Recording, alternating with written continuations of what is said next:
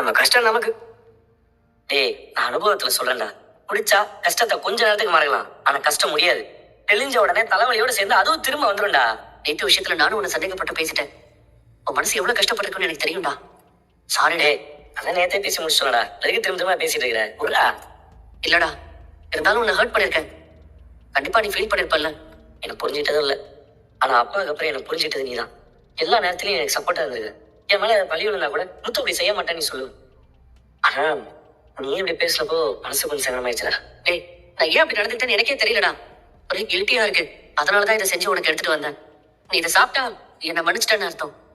டேய் ரவி, அந்த அளவுலாம் எதுவும் இல்லடா. நான் மனசுலயே வச்சுக்கல. நீ ரொம்ப படி யோசிச்சுட்டு இருக்காத.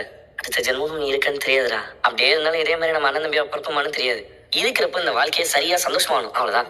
அப்போ என் மேல உனக்கு கோவம் இல்லைல்ல? டேய் இல்லடா, நான் இல்லன்னு சொல்லிட்டு இருக்கேன்ல. நான் எதுவும் பண்ணல, அதை நீ புரிஞ்சிட்டல. எனக்கு அது போதும். நான் என்னைக்குமே உன்னை சந்தேகப்பட்டது கிடையாது. ஆனா ஸ்ருதி அப்பா பண்ண வேலையில நானே லூசு மாதிரி யோசிச்சிட்டேன்டா. டேய் உர்ரா, என்னடா அதே புடிச்சு தொங்கிட்டு இருக்கிற பாரு. நீ ஏன் கோவப்பட்டாலும் எனக்கு உன் மேல இருக்கிற பாசம் போகாது. என்னையுமே நான் வந்தேன், நீ என் தம்பி தான். அதை வேணாலே மாத்த முடியாதுல்ல. ஒண்ணுல விடு.